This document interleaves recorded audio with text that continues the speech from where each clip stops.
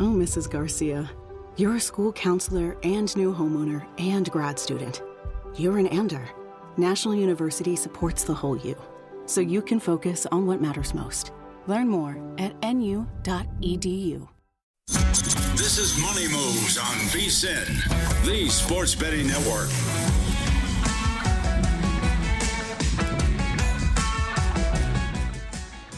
All right, everybody, we got one more NBA series in the books, 2 NHL series wrapped up last night, and plenty more potential elimination games on tap tonight, as well as we welcome you into Money Moves on VSiN, the sports betting network. I'm Stormy Buonantony, live in St. Paul, Minnesota. Jonathan Von Tobel, JVT, holding it down in Vegas at Circa. Speaking of potential elimination games, I guess I should tell people, JVT, that's why I'm in Minnesota. We've got the Golden Knights and Minnesota Wild going head-to-head tonight, and I got a late week call up. So I'm excited to be on the game tonight for ESPN. Yes, I am excited to watch and see what you have in store. A very good series at that. So I'm hoping this is the last game. I think every single one of the games are potential closeout contests in the NHL. So this should be a good night, but very much looking forward to what the Knights have. And maybe, just maybe, they will get their heads out of their collective rear ends and actually play a clean game for once and end this series tonight. We shall see what happens. Worth noting, by the way, as morning skate is going on right now, actually over at Xcel Energy Center for the Vegas Golden Knights. No Pavel Dorofeev out there on the ice, so the lines are going to get tweaked a little bit more today, but we'll dive into that game and more later when we hit the rest of the NHL slate with NHL betting analyst Nick Alberga, who's going to join us. He, by the way, also host of Leafs Morning Take, so you know he's fired up to talk about that Leafs closeout game record that everybody loves so much.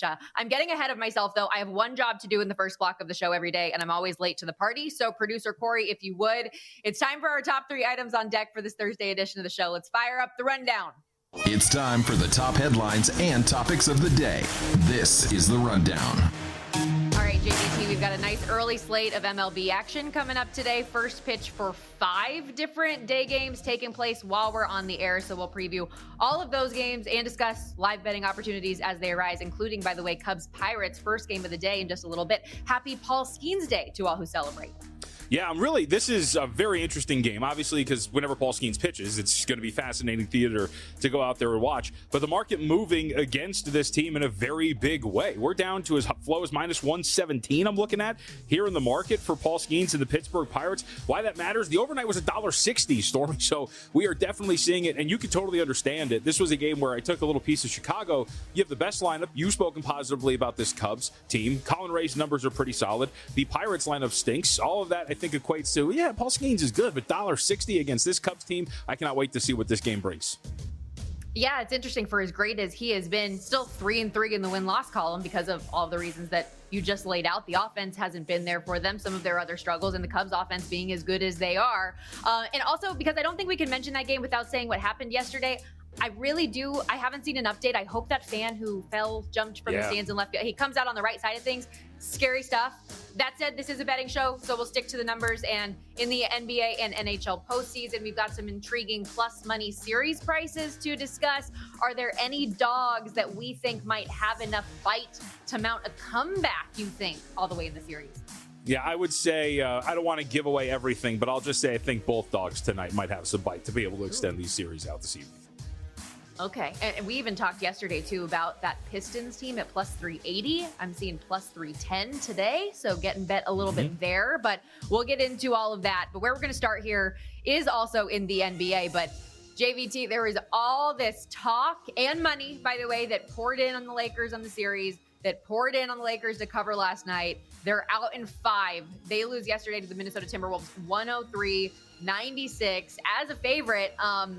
This roster was flawed even when they made the historic trade for Luka Doncic. We knew that. They decided to rescind the Mark Williams trade from Charlotte.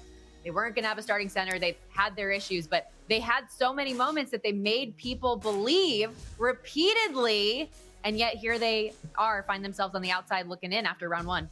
Those people, including, I don't know if you saw this, I had retweeted this yesterday to remind everybody, all 10 writers at ESPN before the series started picked the Lakers. Only 2 of them picked them in 7. So many of them thought this is going to be a series that the Lakers were just going to run away with. We had $2 price tag or a little bit higher on the series price before it began. I was very surprised about the overwhelming one-sided nature of the support for LA.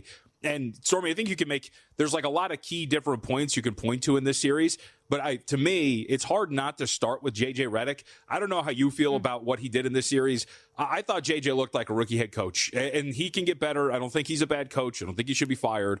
But the way he handled the end of Game 4, the fact that he doubled down on that in between Game 4 and 5, the fact that Rudy Gobert, in a revenge game, right, getting revenge against Luka Doncic, dominating them every second, refuses to put a center out there at all. And then when he does, it's Maxi Kleber, who hasn't even practiced with them all season long. I was amazed about JJ Redick and his inability to really navigate through this series. Well, and just to further that point too, the fact that pregame, when he's on the podium and he's being asked about whether or not he's going to potentially discuss the decisions with his assistants, he gets so worked up that he finishes the question and just darts out of the press conference because he feels like everybody's acting like he's a rookie head coach, which he is, and he acted like one and he coached like one. So I'm in complete agreement with you there. Credit the Timberwolves, though, who we saw early on in this series was the better team, the size, the depth, the confidence. I loved Anthony Edwards' confidence. He said before Game 1 how much he loved that the Lakers were favored and people were downing them. Then last night he walks into the presser saying Ant-Man, Superman, Lakers in 5. And then he's walking the streets of LA, they said Lakers in 5, we're up 3-1. They said Lakers in 7. Like, I know that we want everybody to be humble and all of that, and I completely agree, yada, yada. I found it hilarious, and that everyone in the world loved the Lakers, was on the Lakers, was betting the Lakers to win an NBA title this year when they added Luka, and instead it's the young up-and-coming Timberwolves to get it done. Humility is overrated. We do not want these guys to be sportsmanship, all those things. I absolutely hate it. Go out there and talk your ish and do what you want to do. So I absolutely love this. And I will say this, our own Zach Cohen, who was with us yesterday, he was on this very early. Humans and I, when we were still on primetime together about like 2 months ago or so, maybe a little bit less, we did blind resumes, Stormy. And one of the blind resumes that really stuck out was the Minnesota Timberwolves. If you had looked despite the struggles, they had great numbers against top 10 teams in net rating. They are playing some of the best basketball. I think they wipe the floor with whoever comes out of Golden State and Houston, and this is going to be a very dangerous team to make its way out of the Western Conference. I would not be surprised if we see them yet again in the Western Conference Finals. I think they should be favored over either team that makes it out of that Golden State Houston series, but they are dangerous, man, and they are playing some really, really good basketball, and they're confident. Like, that's the most important part. Yeah, the confidence overwhelming, but in a good way. And meanwhile, let's look to the other series. The Rockets rocked the Warriors 131-116. They win and cover as a closing 4.5-point home favorite. Second day in a row where we have a low total that takes money but soars over. Total is what, like 204? 247 combined points. Not even close. And you tweeted, speaking of tweets, you tweeted last night also about the zigzag theory, and obviously that hits in this game, but care to elaborate? Because I think in the NBA, this is one of those things that matters and occurs more often and is meaningful for us as bettors than other sports. So this is where, and it's funny, so like right at the beginning of the contest that we have up on the website, you can go to vsin.com, check out all the results. I was on with Gil, and I had gotten off to a great start, and I told Gil, I'm like, look, I'm going to get my teeth kicked in this contest at some point because I'm very anti-narrative swings, right? You and I have talked a little bit about it, but you see some of these point spread swings, like an 8-point swing from Golden State at home to Houston at home, and I'm like, I called it the play of principle, right? I'm like, that's just too much. Nope, that's too much. And it wasn't too much. They went out there and smoked them. Stormy, if you have just gone in, and there are some quibbles about what the zigzag theory is, but in essence, the one we're talking about right now, if you bet a team off a straight-up loss in the postseason so far, you are 20-10 against the spread. It doesn't matter. It doesn't matter that these point spreads are getting bloated. It doesn't matter that we're seeing these wild swings. You are 20-10 if you are just betting the straight-up loser of the previous game in the following contest. That, to me, like, I want to fight back against that. I have tried, and I have gotten my face kicked in because of it. But I feel like it's going to run its course, that this is just a small sample size of 30 games, and it's not going to continue. But if you are an old-school zigzag bettor, this is incredible, and this is quite the run. 20-10 ATS for these straight-up losers in the next game in the postseason so far. Yeah, we'll see if it carries over to round 2. But in round 1, obviously, it's been prevalent and it's been profitable. As far as what we saw on the court last night in this game, I said not even close about the total, but not even close for Golden State. When your leading scorer is Moses Moody, it's not a good night. So non-competitive. The starters' minutes are low. They just phoned it in. called it quits, moving on to the next one as they come back to Golden State next. But what did you make of the way that things played out in what was, a potential opportunity for Golden State? Couldn't get it done.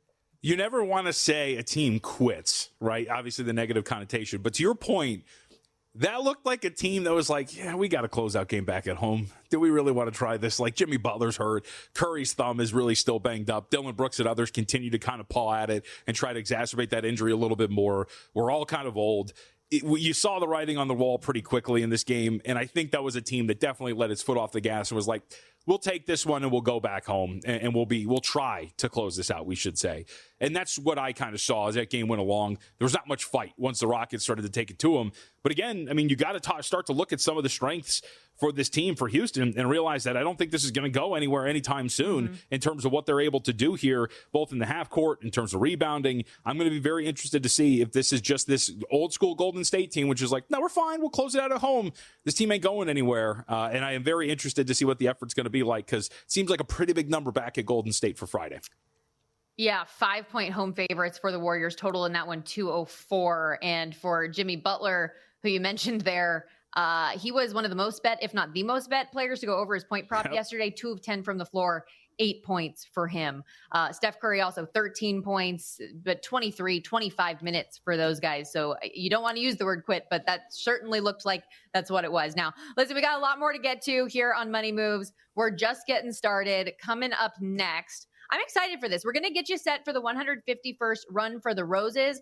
Get your bow ties, get your big hats, your bet slips ready, because Nick Luck of NBC Sports is going to hopefully bring us some luck betting the Kentucky Derby coming up after this. So stick around. Plenty more Money Moves here to come, but Kentucky Derby talk with Stormy, JVT, and Nick Luck coming up next.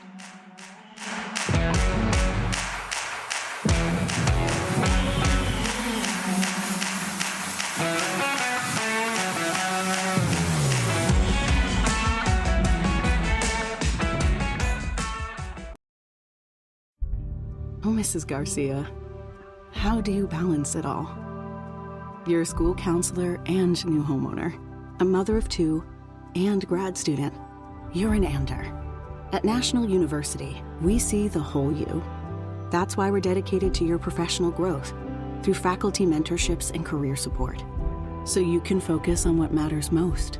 National University, supporting the whole you.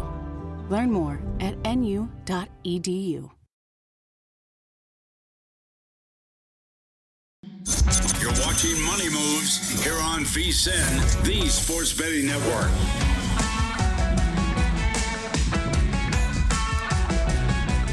Whether you're placing your first bet or you've been playing the ponies for years, VSiN's Kentucky Derby betting guide has everything you need to get ahead of Derby Day.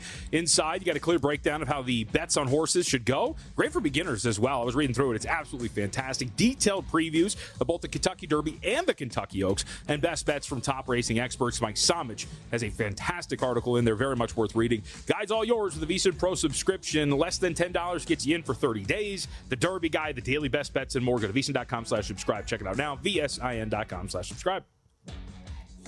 Yeah, it's coming up soon. 2025 Kentucky Derby. Stormy Buonantony, Jonathan Von Tobel back here with you on Money Moves. VSiN, the Sports Betting Network, hoping to connect here in a moment with Nick Luck so we can break down the Derby a little bit. But I did want to say to you, because I was doing a little bit of racing prep, not quite to the level of our experts, but every guest that we've had on talking about the Derby is talking about journalism. They're the big favorite. They're the one that is on the top of everybody's cards if you want to mix them into a trifecta box, anything you're doing on a 4-win race streak. But when we spoke with Chris Felica yesterday on the show, and he mentioned a potential concern being that this field is much larger than we've been racing, I was curious how much of an impact that could have. And so I started just going through the last few years of favorites. And I guess there was a run of favorites for a long time, JVT.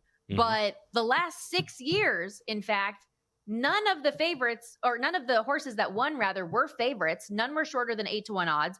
3 were at least 15-1 odds. So I am curious if there could be a potential benefit in trying to target one of these longer shots. And, or as you and I talk about horse betting and horse racing, one of those more fun names that we can draw out there. Okay, thank God, because you were getting a little hardcore, and I was waiting for the opportunity to jump in. But you're right, and I think one of the things that has stuck out, both listening to Felica and reading a lot of our guide with Samich, was the fact that this could be a very fast race in terms of pace, and that maybe you can get somebody to come from the back, and maybe that opens this thing up for a small underdog to get there. I don't know if it actually kind of ties into what we're talking about here with the zigzag theory, which is this rash of longer shots winning this thing just an anomaly, or is it actually something where, whatever it is, horses are getting better, breeding is getting better, and thus you're actually playing in a more even field than it once was? I'd be very curious to see if that's the case. And I think Felica even brought it up. I mean, you talk about the favorite journalism. I think this is going to be the biggest field in which he has raced in so far, right? So that's going to be something that really matters too. Yep, the 20 horse field. It should be a lot of fun this weekend. It's the Super Bowl of horse racing. I like it in that context for a lot of us as bettors, because I think it's very similar in the sense that when the Super Bowl comes around, even people that aren't necessarily sports fans or bettors, they're betting on and watching the event. And it's a similar thing here in horse racing, where if you're maybe not particularly familiar with it, you still want to get involved and have fun, and all eyes are going to be on that coming up Friday with the Kentucky Oaks, and then of course Saturday with the Derby getting underway. But trying to connect with Nick. If that doesn't happen, that's okay. But for now, why don't we move ahead and start talking a little Major League Baseball, because we've got a lot of games that are coming up today, as well as in this daytime slate that we have. First pitch with 2 games coming up in the next half an hour. So let's start in Pittsburgh, which we mentioned briefly off the top. The Pirates were down 3-2 in the 7th inning yesterday before Andrew McCutchen hit that game-winning 2-run double. Pirates cash is a big money line dog 4-3.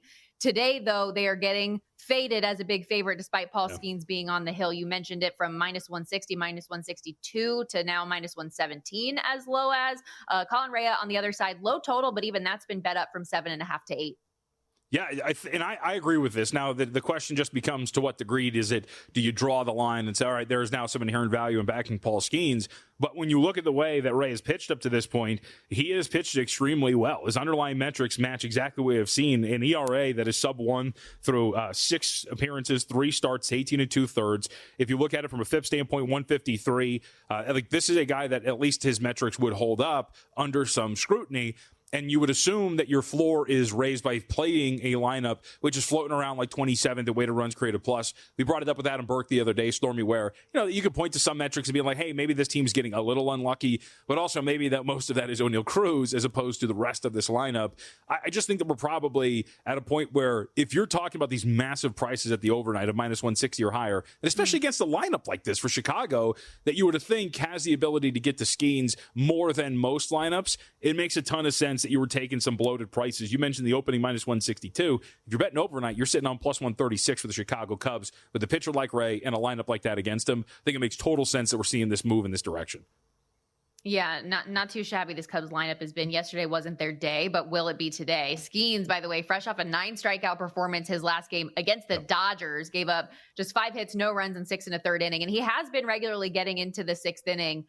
The strikeout prop for him today, sitting 6.5, -115 to the over. But again, I mentioned it earlier too, the win-loss record for him on the hill, 3-3, because he doesn't get enough run support. The over-under also 3-3. I'm looking at the F5 number. So his strikeouts are 6.5. The F5 down from 4 to 3.5. And I think that's what you're going to continue to see when Paul Skeens is on the hill. And I would tend to gravitate toward playing Paul Skeens' strikeout numbers under anyway. Look, he's a very public pitcher. We all know these numbers are going to be generally inflated, as we kind of see from time to time. He is capable of going out there, as you just mentioned, and striking out 9, 8 guys, and you live with it. But I think in terms of what the prices you're actually getting, and again, looking at some of the lineup numbers for the Cubs, they're 8th in strikeout rate. This lineup as a whole just strikes out 20% of the time. They're up there in terms of walk rate. They're going to be patient. I don't think they're going to be swinging at stuff. I think they're going to make him work, drive up a pitch count, and potentially get him out there a little bit earlier than most. So I would lean very much toward under, especially with a guy like him who's always going to be a little too inflated. Okay, so that first pitch coming up in about 15 minutes or so. And then in 20 minutes, we've got the Cardinals and Reds going head-to-head. Another line move, not as significant, but one nonetheless in this game, where Cincinnati was a -122 home favorite. Now just -108. You're seeing more juice there on St. Louis at -112. Matthew Liberatore on the hill for St. Louis. Hunter Green was the starter that was listed yesterday, but now we've seen that switch to Andrew Abbott. Anything that stood out to you in this one? Yeah, the Reds stink. I mean, how about this offensive output for them in a doubleheader yesterday? They were awful. The morning game that you and I were on the air for at the beginning, it's their pitching staff again. It's 1-0 throughout the entirety of that contest, and then the bullpen can only just do so much. I think it was like the 8th inning or so where they cough up 5 runs. They end up losing 6-0, and then again they only get 1 run across the plate in the second of the doubleheader. This Reds lineup has been awful, and I think it's also pretty interesting in a ballpark the Great American Ballpark like that. When you actually split this for home, they're in like the bottom 3 in terms of weighted run created plus at home. This lineup's just been absolutely abysmal, Stormy. So I don't know why you would really trust them. You mentioned Liberatore and what we have seen from him. I think there's a chance that he can come out here and shut down a pretty poor lineup. 3.19 ERA, 189 FIP. So again, when your floor is raised by a lineup that's playing as poorly as this Reds team is, I wouldn't be surprised to see that this Marlins is moving in that direction. I also wanted to note one last thing here. Worth mentioning some weather, potentially strong storms. This is from MLB Weather. With fairly widespread coverage during game time, chance of a delay is somewhat high. Rain kind of tapers off a bit by the late afternoon. So just keep that in mind with this. We might get some more weather. Remember, we had a doubleheader yesterday because of the weather, and it might pop up again here today. Did want to note here real quickly also, just as a final thought on this game, because we're always talking about the different things that you have available to you at vsin.com, but our guy Greg Peterson does these daily, overnight, just quick articles for you in the morning with some different pitcher numbers that stand out to him and why he may or may not be on his side. And one little nugget on Liberatore was that his lifetime ERA at home, 3.51, 0.7 home runs allowed per 9, compared to a 5.86 ERA and 1.1 homers per 9 on the road at home today, swayed him towards Cincinnati. Real quickly, also, JVT, so I think this is worth noting because we did our bets in the month of May. Mm-hmm. I have the Giants, you have the Phillies. We both added the Braves as our team play. Thank goodness Atlanta got that out of their system yesterday, losing to the Rockies. So it was before we got to May.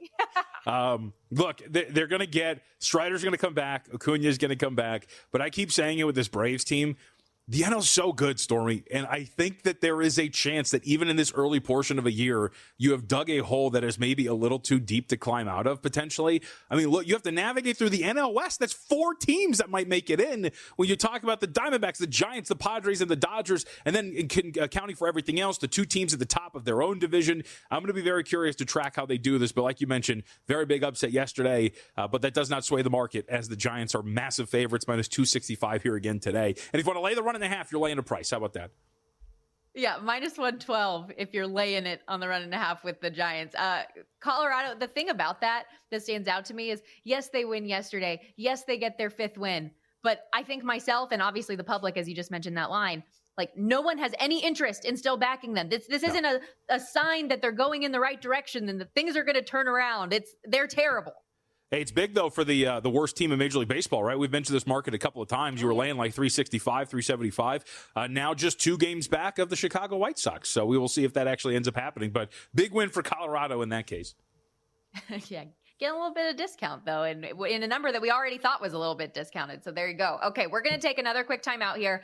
When we come back, we still have plenty more to get to. It is a big Major League Baseball slate today. Some interesting numbers that do stand out, as well as the NBA and NHL postseason rolling on. We got elimination games galore. Stick with us here on Money Moves, VSiN, the Sports Betting Network, Sirius XM, channel 158. We'll be right back.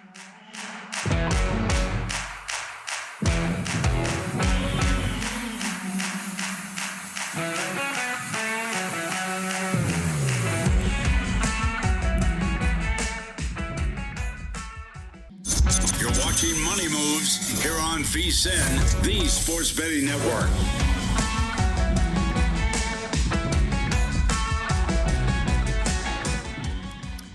Back here on Money Moves, VSiN, the Sports Betting Network. Stormy, Buonantony, and JVT with you. Sirius XM channel 158. If you're an NBA bettor, make sure you stick around for our next segment. We're going to break down in depth both elimination games that are coming up tonight. But for now, let's continue to roll along what is a heavy day baseball slate. First pitch in 2 games, just minutes away. And JVT, you and I were talking in the commercial break. We're seeing a little bit of buyback on that Pittsburgh game that's about to get started. They got as low as minus 117 with Paul Skeens on the hill, but now minus 125. So if you are still interested on the Cubs and backing that lineup, plus 105, you're getting the plus sign back for you.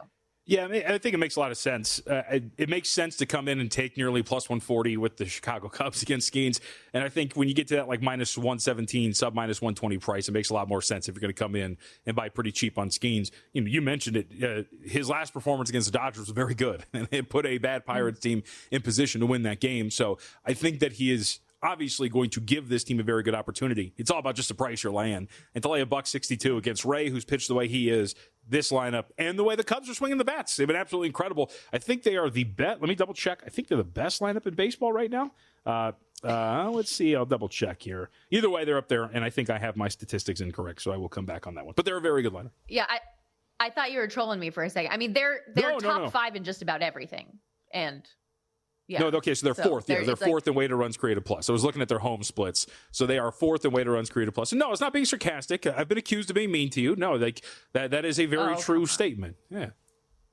I said yesterday on the show, even if you were mean, I think that from a friendship and like work relationship standpoint, it's when you're like that you actually like the person more, because you wouldn't be mean to somebody you didn't like. Strangers, you're always nice to. So I think it works out for us just right. We also have the Cardinals-Reds game about to get underway. Cardinals now to minus 112, Reds minus 108, run total there 9. Oh, one last thought, by the way. Cubs-Pirates, I did not place a bet, but I did lean toward the under. That got bet up from 7.5 to 8, but now that it's at the 8, I think the under is a worthwhile play with those two pitchers.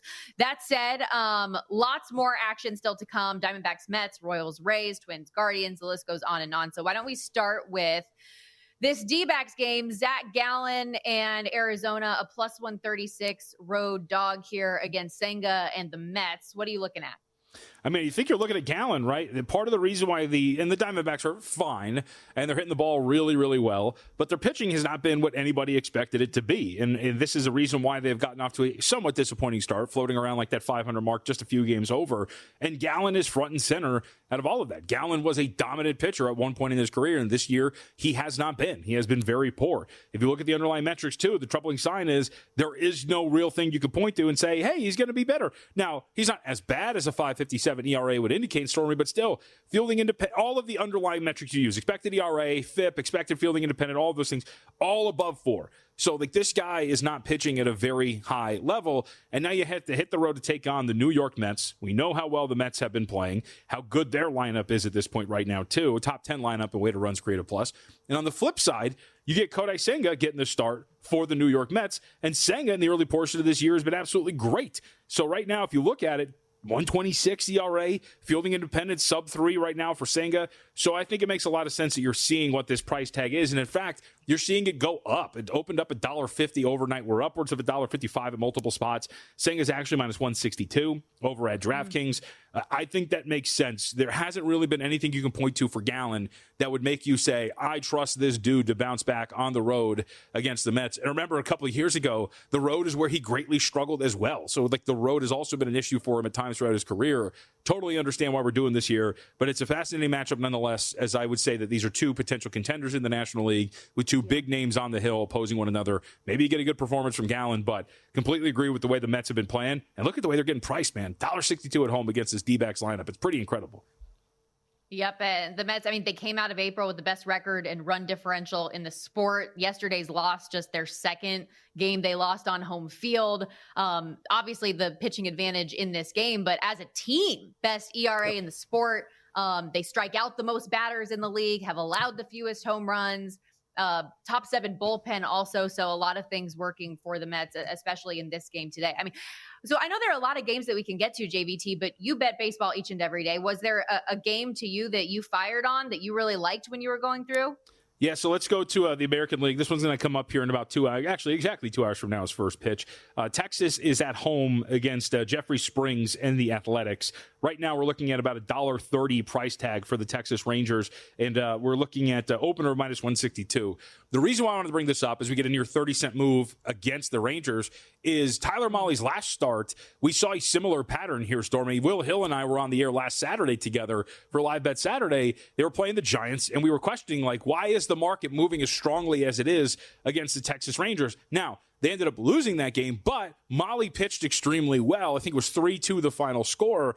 I think there's a thought by the market that Molly is somewhat fraudulent at this point right now, but there's nothing in the metrics that would tell you that that is the case right now. Molly's numbers have been great. You're talking about a 1.14 ERA, 2.67 fielding independent. I think if you look at some of the numbers as well, look, he's not getting guys to swing and miss, but in terms of the hard contact rate, these guys just can't find his balls at this point. Barrel rate 69th percentile, 80th percentile in hard hit rate.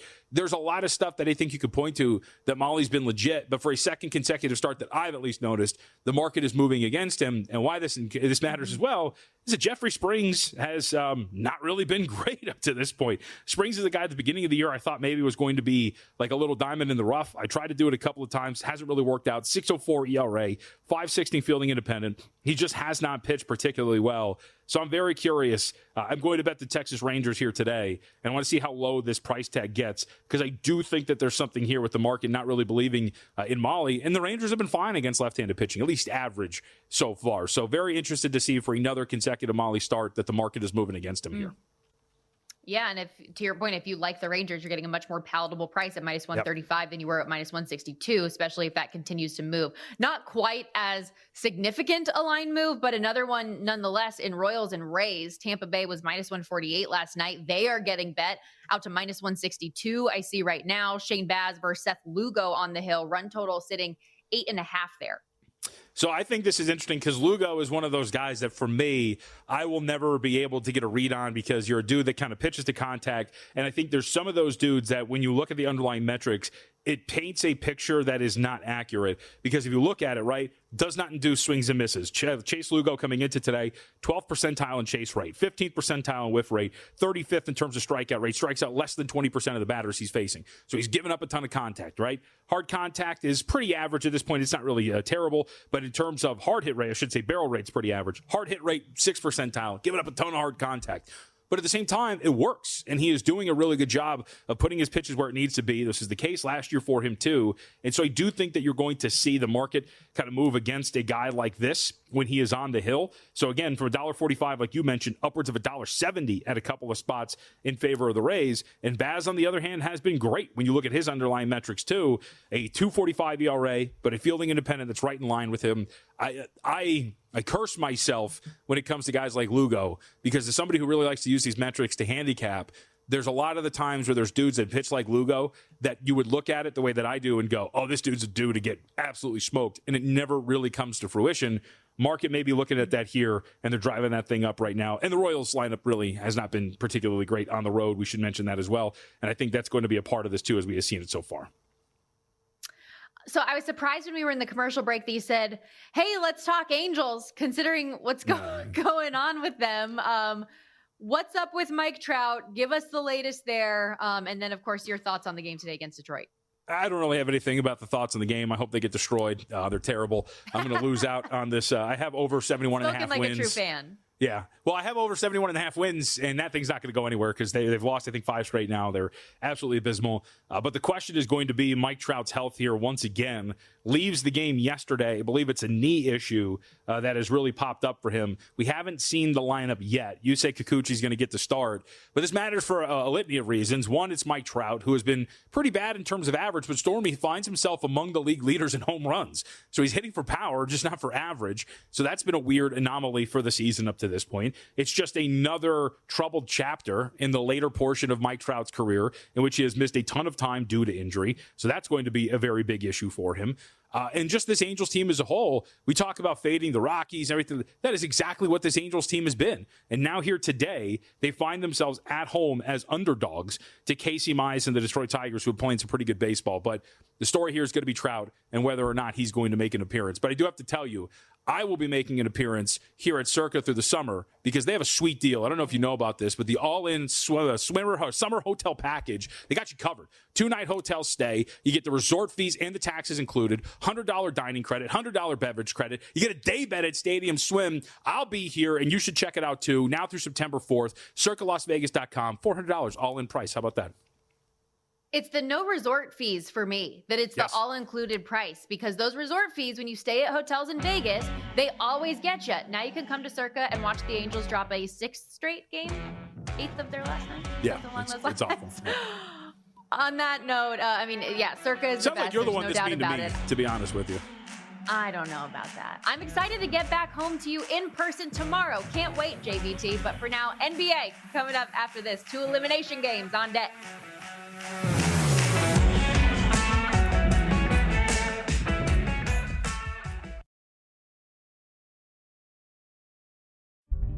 Oh, Mrs. Garcia, how do you balance it all?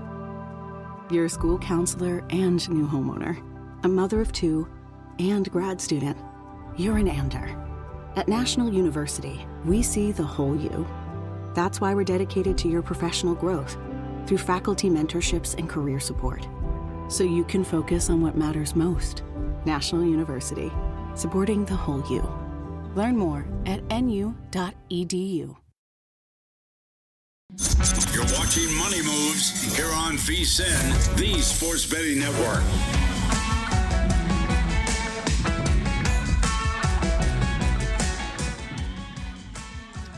We are rolling along here, back on VSiN, the Sports Betting Network, Sirius XM Channel 158. Jonathan Von Tobel, Stormy Buonantony with you. We've got an NBA playoff TNT elimination game doubleheader coming up tonight. Knicks Pistons first, Nuggets Clippers after that. So, we're going to have a lot of fun. We're going to break it all down from an odds perspective. Pistons, of course, staved off elimination on Tuesday. JVT, hard fought 106-103 win at Madison Square Garden. They're favored to do it again tonight. 1.5, the prevailing number right now, total 213.5. This series too, we talked about it yesterday as a plus 380 dog. Could they be poised to come back? Plus 310 right now. So people are betting Detroit today and potentially to come back. I think they can. I think that they have 75% of this series been the better team, or at least outplayed the Knicks for the most part. We can obviously go back to the end of Game 4, in which if a foul is called and Tim Hardaway Jr. can hit 2 out of 3 free throws, then we're talking about a closeout game the other direction here if everything remains the same following that result. So I think the Pistons are a team that can push this Knicks squad to the brink. What's been interesting, Stormy, is we've had a road team now win 4 straight in this series, right? Pistons won in New York in Game 2. New York won both games in Detroit, and then Detroit goes out to the Garden and ends up winning that game as well. So I wonder if that trend continues. Home court has been absolutely nothing in this series. So if you're talking about that being legitimate, then you would say that it doesn't really need to flip in this direction of Detroit. And you can make the case that there is value then in the New York Knicks here, considering that they should be rated as the slightly better team. So keep that in mind as you look at it. But overall, I think the couple of things that stick out here, the first of which is going to be the Knicks offense and whether or not they're going to be able to adjust the way that they have played. I have watched this Knicks offense and watched Jalen Brunson just pound the basketball into the wood over and over and over again and really not have much in terms of a fluid offense. I was texting with Mitch Moss earlier. I thought this stat stuck out. Karl Anthony Towns' usage rate, how many possessions they run through Karl Anthony Towns. In the regular season, Stormy, it was 25.2%. In this series, it is 19.3%. They have gone away from Karl Anthony Towns. They have gone to this ISO-heavy style of offense run by Jalen Brunson, and it hasn't really worked out, averaging just 111.1 points per 100 possessions. So I think that lends itself to, if Tibbs gets his head out of his rear end, maybe running some more offense through Karl Anthony Towns, getting him involved in pick and pops, allowing him to shoot some threes, getting that usage rate up, and maybe it's a good Karl Anthony Towns game, because I would assume that is at the top of the list of the things that you got to try to get going here if you're the Knicks. Well, and maybe he will, considering that Jalen Brunson didn't have a great day last game, right? Like 4 of 16 from the floor, 16 points. Although that does also lead me to the question of, because Jalen Brunson had scored 30 plus in the previous 4 games, he has the bad night last game. Is there any world where he has back-to-back really bad games? I don't know, but maybe average. I'm looking at his point prop right now and bet up from 27.5 to 28.5. You can do the alt over 30 at plus 105 too. But I was looking at this to see if I could try to talk myself into a Brunson bet, but I think you might have in turn talked me into a Karl Anthony Towns one. Yeah, so I bet over Cat 1.5 their 3-pointers made tonight. That was the way that I approached this game. Okay, that's a good angle. Because I think if we're right, the way that's going to manifest is running some more pick and pops and allowing him to take some more 3-point shots, and that would be the case. To your point about Brunson, though, look, we could view it as a bounce back. Stormy, is he healthy? Like, that's the other part about this, right? He has had to go back to the locker room in almost every single game. I think it was the Pistons game in game 4 where it looked like he was going to have his leg amputated. He couldn't put any weight on it, and then he comes back out and is perfectly fine. Part of the reason why they lost the last game is because Tibbs had to take him out to get him like a 30-second breather because he was so injured. The same thing with Josh Hart. So whether or not it's a bounce back, maybe, but I think the real angle is Jalen Brunson healthy? And the problem, as we all know, is that we don't have the Mortal Kombat health bars above our head to really understand how healthy these guys are as we head into this, and we just have to guess whether or not the guy is fully functional at this point right now. By the way, real quick side, solo shot for the Pirates, and they were up 1-0 in the bottom of the first inning. Okay, there we go. It was interesting what you mentioned too about home court. I mean, typically we see that mean something. I was looking though just at the final scores of those two at home that Detroit lost: 94-93, 118-116. We talked about it yesterday. 2 games that could have gone either way in either game, both one possession games. So I think whether they win or lose, the spread makes a lot of sense where it sits right now. The Pistons, after the third quarter, have been leading in 4 of the 5 games. We'll see what we get tonight. I was looking at maybe a Pistons first half money line, -120, sweating out the first half instead of the full game, just in that winner go home mode. But nothing fully sold me yet. But how about Nuggets Clippers game 6? That's what the game at 7. Nuggets obviously lead the series 3-2. After the Clippers were up 2-1 in the set. They have that heartbreaking home loss on the buzzer-beating dunk, followed by the ugly L in Denver on Tuesday, 131-115, that one. Big number for how this series has flipped. LA -6.5. I saw as high as 7.5 to rebound at home tonight and even the set. What do you think? I think that the Clippers are capable of covering this number. I think we have seen that throughout stretches of this series. We saw them dominate them in game 3. We saw them come storming back from a 20-point deficit in game, what was it, 4, whatever it was, over the weekend. We have seen that the most dominant stretches of play, the Clippers have looked like a much better team. Having said that, I don't know why you would ask them to cover this number considering the inconsistencies of this team throughout this entire series. And I'll even give like a point of contention here, which is I think what has been part of the issue for the Los Angeles Clippers, because the thing that has driven me nuts, Stormy, is the slow starts for this team. These first quarters have been awful for the LA Clippers so far. In the first quarter of this series, Clippers come into this game with a negative 7.6 net rating, or over the course of 100 possessions in these first quarters, they would have been outscored by 7.5 points per 100 possessions. They've just been sluggish. They've been, to use the word I talked about yesterday, apathetic. They have not come out with this energy. Now, maybe in an elimination game, they are going to start to show some sort of fire and be able to come out with a better start. But through 5 games right now, that has not been the case. So even if you think, like I do, that they're capable of doing it, 5 games of data would at least tell us in the series, pretty good shot that they're going to get off to a slow start again, and you might be able to get a cheap number. So just from the spread standpoint, I just don't know why you would ask the Clippers to lay this number when they have not gotten off to quick starts. They have been inconsistent. They have been apathetic. And maybe you get a cheaper number when they inevitably fall into an early hole. So would you say then, in addition to that being a live betting opportunity, could that be a first quarter bet? The Nuggets are getting 2.5 in the first quarter, plus 150 money line to win the first quarter.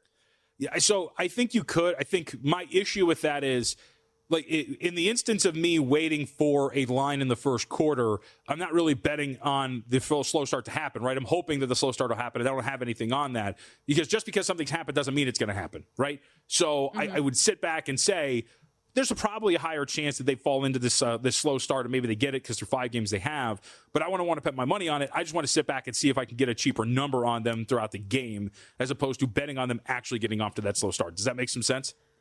Sure. Yes. So, okay. So then hypothetically, because as you say, the Los Angeles Clippers in your purview are the better team. That's why at the onset of this series, they were getting bet as high as they were. Remember, Denver opened around -190. We saw that number swing down. Denver, by the way, -180. So we are back in the series to near what that original opening price was. But everybody liked LA for a reason. Everybody liked the defense they play, the fact that you've got Kawhi Leonard back healthy. Could this be then a Kawhi game? If they do, try to do whatever they can to win this game. His prop has been in this series in the 26.5, 27.5 range. Today it's 24.5. He has gone under in 4 of the 5, but is this the game to back him with the season on the line, second best player on the court?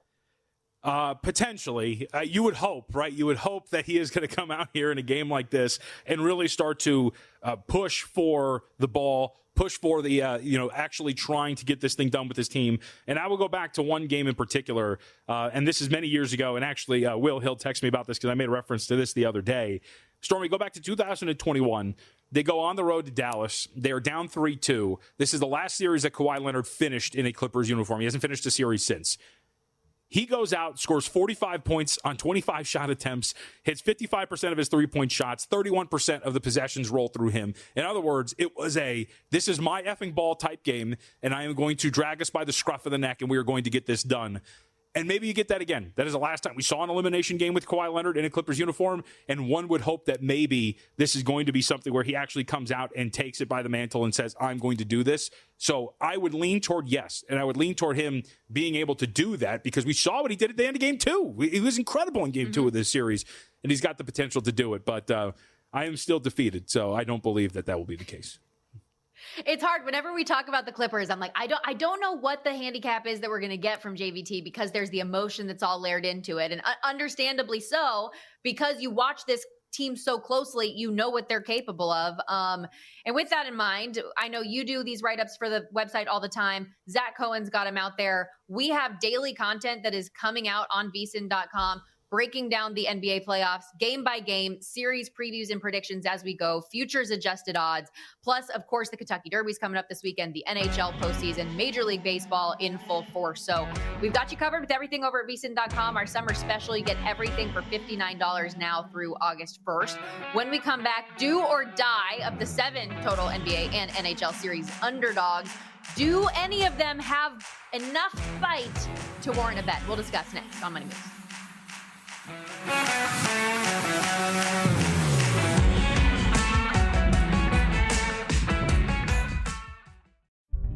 Oh, Mrs. Garcia, how do you balance it all? You're a school counselor and new homeowner, a mother of 2, and grad student. You're an ander. At National University, we see the whole you. That's why we're dedicated to your professional growth through faculty mentorships and career support, so you can focus on what matters most. National University, supporting the whole you. Learn more at nu.edu.